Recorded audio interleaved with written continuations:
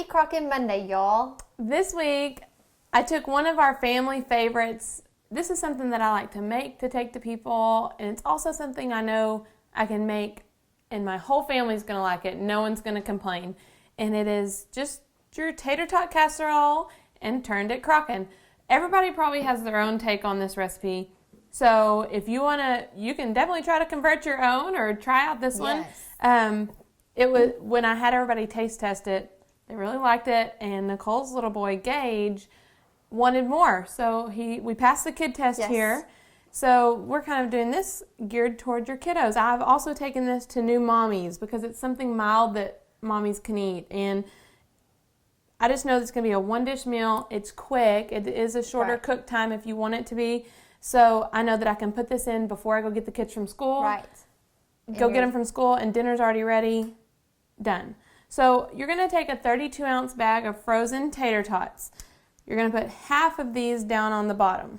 Now I'm going to tell you, we're using the GE, which has a non-stick insert, but if you have a ceramic, I highly suggest you spray this with a non-stick cooking spray before you add the tater tots to the bottom, because they will stick.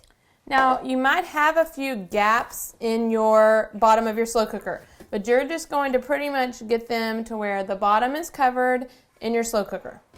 Get those down. Now for our next step, we're going to mix the rest of the ingredients together, so it's really simple. We're only going to put half of our cheese. You're going to use the rest for the top. And this is really any cheese of your preference. Yeah, I just used the Colby Jack and cheddar mixed, but if you wanted to use a sharp cheddar or just plain cheddar, that would be great. Half of these, this is green onions.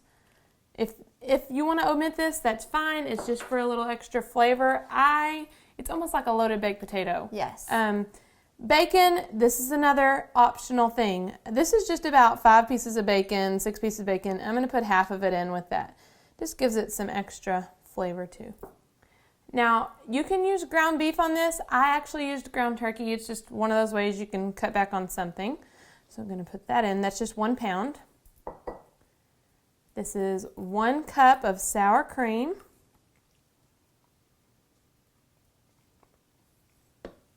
And then you're going to use 1 can of cream of mushroom. If you want to change this for a cream of chicken or a cream of celery or some cream of onion, whatever, that's perfectly fine. I'm not a mushroom fan, but I do like the flavor. It's not the flavor of mushrooms I don't like. It's the texture. So I can deal with cream of mushroom soup. So you can get this mixed up. If you want to add your salt and pepper in now, you can. This has a lot of flavor with the meat, and the bacon gives it that salty kick. So you're just going to mix this up good. You can always season your meat to your liking too. Right, and that's what I do. I'll add my salt and pepper in as I'm cooking my hamburger meat. So that is one thing. You do have to brown your meat, but not too big of a deal. No, and that's one thing too, to save some steps. I take 5 pounds of hamburger meat, I throw it in the slow cooker, I let it cook all day, and then crumble it really good, rinse it real good, get the fat off of it, and then put it in individual pound baggies. And freeze it. Here's where you have some options. You can, if you want less potato, you can just do 1 layer, but I'm telling you, we did 2. And it was good. And it was a winner. Yes, I said, should I cut back and do 1 layer of potatoes? Everybody said no. But if you do not want all the potatoes, you might put a few more tater tots on the bottom and put all of this on. But I'm doing a double layer, the double stack up. So I'm going to do half of my mixture. Yes, put that in there. And then you're just going to kind of spread it, cover that. And it doesn't look like a ton. You're like, oh, it's not covering it. It's good. It's fine. Really nice and thick. Yeah, it will cook down and soak into those tater tots.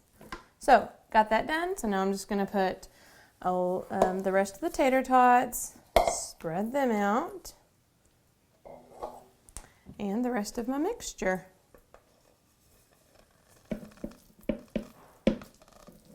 It already smells so good with the... I love chives and bacon on my baked potato. So I love anything with potato. This is like a loaded tater tot casserole. My sister-in-law, you know, I made this for her when she had their last baby, baby number 3, took it to them. Everyone loved it. And since then, I hadn't really made it that much. I've made it a couple times, but not as much as I normally do.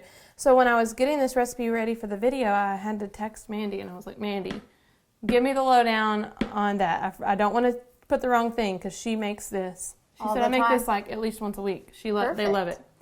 So then you're going to put the rest of your cheese and the rest of your bacon. Now the green onions, I saved those for just when you serve them if you want some extra on top. This is a good one. I like to do, you know, put it in, then go get the kids from school, and it's going to cook for about 3 hours on high. If you want to do it on low, you can do it for about 5 on low. This is one it's really going to be good on high because the potatoes, you don't want them to get soaking forever. So, really good. This one's going to keep well for leftovers. If you wanted to freeze some, you can. Yeah, it is a good potluck. Opportunities are endless. I love it. My kids love it. My husband loves it. She'll be making it next week. Try it out. Happy Crockin', y'all. And y'all have a great week.